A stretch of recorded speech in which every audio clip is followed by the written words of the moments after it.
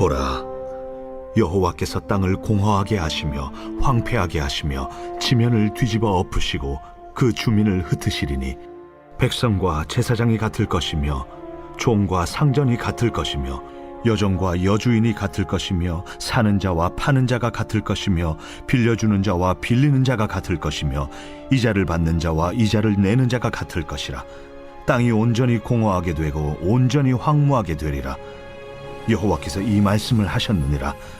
땅이 슬퍼하고 쇠잔하며 세계가 쇠약하고 쇠잔하며 세상 백성 중에 높은 자가 쇠약하며 땅이 또한 그 주민 아래서 더럽게 되었으니 이는 그들이 율법을 범하며 율례를 어기며 영원한 언약을 깨뜨렸음이라.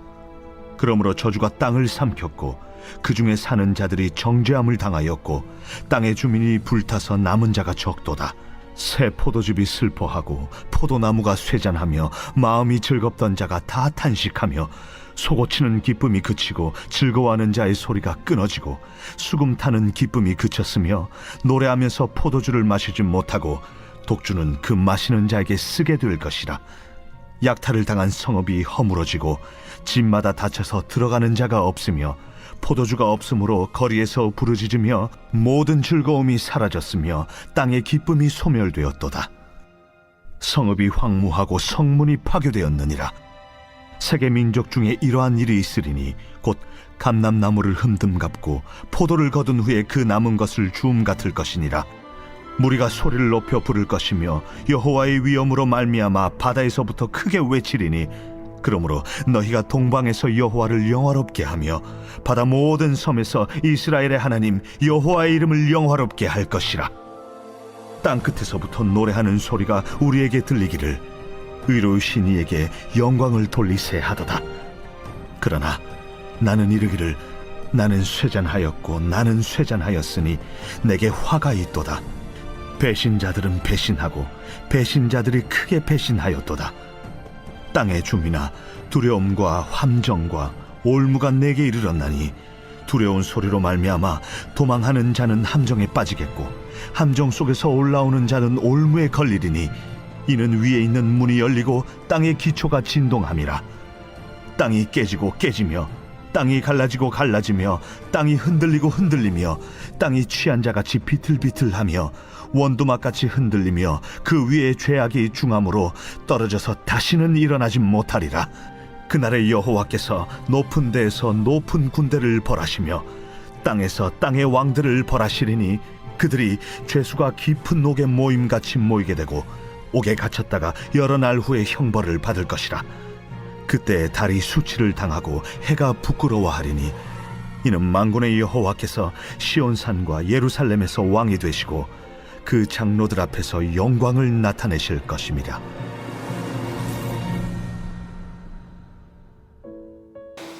새벽 영성 기도 시간입니다.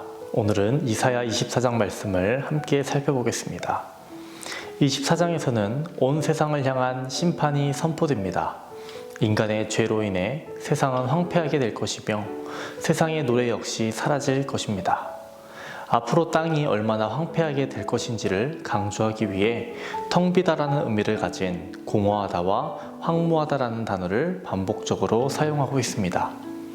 2절을 보시면 텅 빈 상황이고 모두에게 동일한 심판이 임함을 보게 됩니다. 백성과 제사장이 같을 것이며 종과 상전이 같을 것이며 여종과 여주인이 같을 것이며 사는 자와 파는 자가 같을 것이며 빌려주는 자와 빌리는 자가 같을 것이며 이자를 받는 자와 이자를 내는 자가 같을 것이라. 지면을 엎으시고 땅을 텅 비게 하셨으니 그들이 가진 것 하나 없는 상태가 될 거라는 것입니다. 이 심판에서 제외 대상은 한 명도 없다라는 것입니다. 세상은 하나님의 심판 속에서 황무지가 되었습니다. 땅이 이같이 심판을 받는 이유가 무엇입니까? 선지자는 인간들이 땅을 더럽혔기 때문이라고 선포합니다. 5절을 보시면 땅이 또한 그 주민 아래서 더럽게 되었으니 그들이 율법을 범하며 율례를 어기며 영원한 언약을 깨뜨렸습니다. 24장에서 반복이 되는 단어들이 굉장히 많습니다. 텅비다의 의미와 같은 공허하다, 황무하다, 황폐하다 이런 단어도 있지만 땅이라는 단어와 포도주가 또 반복이 됩니다. 땅이라는 말이 16회나 등장하면서 땅이 24장 전체의 주제임을 보여주는데요. 하나님과의 언약을 어긴 인간으로 인해 땅이 고통을 받으며 그들은 하나님의 아들들이 나타날 날을 탄식하면서 기다리는 처지가 되었다는 것입니다. 또 포도주가 언급이 됩니다. 포도주는 기쁠 때에 먹는 것입니다. 그런데 지금 포도주가 없다라고 말하고 있는 것을 봐서는 즐거움이 없고 기쁨이 소멸되었다는 것을 의미하는 것입니다. 포도주와 포도나무는 모두 농업 경제의 상징이고 번영의 상징이며 잔치와 기쁨의 상징입니다. 이 기쁨이 예루살렘에서 사라질 것임을 예언하고 있는 것이죠. 희락의 도시가 슬픔과 부르짖음의 도시로 변한 것은 이스라엘의 범죄 때문입니다. 하나님을 의지하지 않고 스스로 안전을 도모하려고 한 하나님의 도성은 이제 약탈을 당한 성읍이 되고 말 것입니다. 13절에서는 그날이 임하면 마치 사람이 올리브 나무를 추수하듯 포도원에서 포도를 추수하듯 하나님께서 이 세상을 추수하실 것이라고 얘기합니다. 어떤 과일나무든지 추수할 때는 열매를 남기지 않고 모두 걷어들입니다. 다만 닿기 힘든 곳에 있는 열매는 남겨두게 되죠. 이 사실이 심판의 철저함을 보여주기도 하지만 동시에 추수 뒤에 몇 개의 알갱이가 남았다라는 것을 말해주고 있습니다. 이것은 절대적인 절망 속에서도 이스라엘에게 조그만한 희망이 남았다라는 것을 말해주는 것입니다. 이것은 바로 남은 자들이 있음을 의미하는 것이죠. 이 남은 자들은 결국 심판을 통해 회개하며 주께 돌아오며 하나님의 회복을 기뻐하며 즐거워할 자들이라는 것입니다. 하나님의 심판 때문에 비록 세상에서 노래가 사라지지만 이 심판 때문에 노래하는 자들이 있습니다. 방탕함, 술 취함의 노래는 사라지고 새로운 종류의 노래가 지상에 피어오르게 된다는 것입니다. 여호와를 찬양하는 새 노래는 동서양을 막론하고 세상 곳곳에서 불려지게 된다는 겁니다. 서쪽에서는 주의 크신 위엄을 노래하고 동쪽에서는 주의 영광을 노래하며 섬에서는 하나님의 이름을 찬양하게 된다는 것입니다. 이들은 아수르와 바벨론의 압제로부터 해방되어 기뻐 외치고 있는 것입니다. 이제 예루살렘 심판의 포로 생활을 끝내고 돌아오는 날을 미리 예견하고 있는 것입니다. 이사야 24장의 말씀은 심판과 회복 두 부분으로 나눌 수 있습니다. 하나님께서 이사야 24장의 말씀을 통해 우리에게 주시는 메시지는 무엇입니까? 첫 번째로 심판이 있을 거라는 겁니다. 죄로 인해 땅은 더럽혀졌다는 것입니다. 인간의 노력과 힘으로는 땅을 깨끗하게 할 수 없습니다. 방법은 하나님밖에 없습니다. 예수 그리스도밖에 없다라는 것입니다. 두 번째로 회복이 있을 거라는 겁니다. 그리고 새 노래가 있을 거라는 것이죠.